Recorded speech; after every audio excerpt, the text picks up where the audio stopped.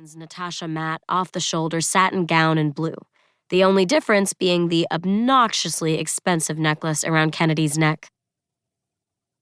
I let out a sigh. This won't end well. Ever since Brooke died last fall, the two of them can't seem to hold it together to save their lives. Clearly, they forgot to consult with each other about what they were going to wear tonight, which is like Dance Etiquette 101. Through the crowd, I spot Ashley Henderson. She's watching them, probably trying to figure out a way to interject herself into the drama. She thrives on this stuff, says it's good for her craft, since she desperately wants to be an actress. Mostly, though, I think she's just nosy. I never really meshed with Henderson, so it's a relief not to have to pretend to be friends with her anymore. Which goes for all of my former friends, if I'm being perfectly honest. "What's going on up there?" Iris says, sidling up to me. "Want one?" She holds out a plastic cup of sparkling apple cider, and I take it, noticing Spike at her back. Iris is wearing a 1950s vintage prom dress, a black blazer, and Chuck Taylors. I adore the dress, but the blazer and shoes? They're cool and all, but not exactly right for a formal dance. I inhale a calming breath, reminding myself I'm not that person anymore, the one who judges everyone by the labels on their clothing. I've evolved.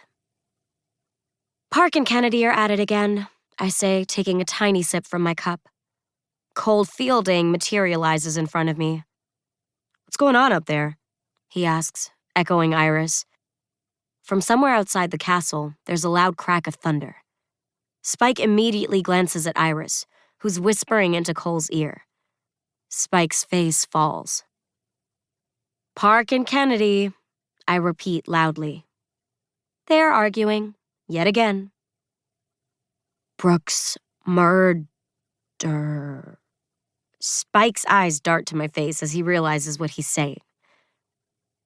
"Without Brooke around, they've really fallen apart, huh?" he finishes. I shrug. Kennedy tried to pull me back into their little circle after Iris and I figured out who was responsible for Brooke's death. But I wasn't interested. I have no desire to be involved in mundane high school drama, and I have Iris. That's enough. For now, at least. "Do you think they're fighting over—" Spike starts, but a familiar voice interrupts him, and my stomach, my most traitorous of organs, does a little dance. "Blini with caviar?" I turn. "Hello, Raph." "Hello, Alice," he smiles. "Hey, Raph," Iris says, taking one of the blinis off the tray and examining it. What the hell is this thing?" He shrugs. "Hell if I know. I just bring out what they tell me. I don't ask questions." He squints down at his tray. "I think it's like weird little eggs or something." I sigh.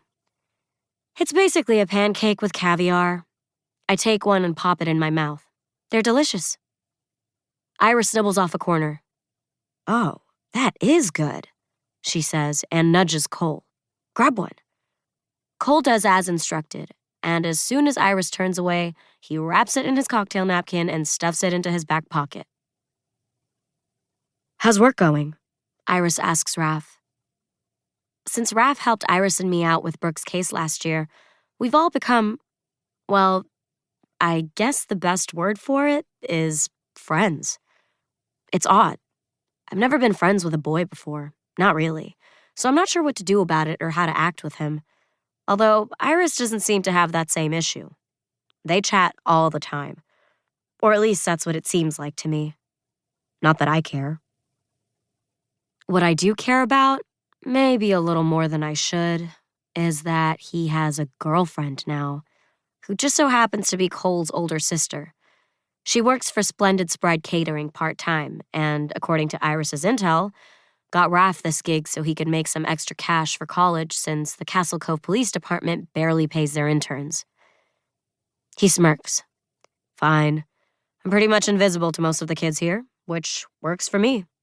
Really don't need to get recognized from my high school days, you know?" "Okay, break it up."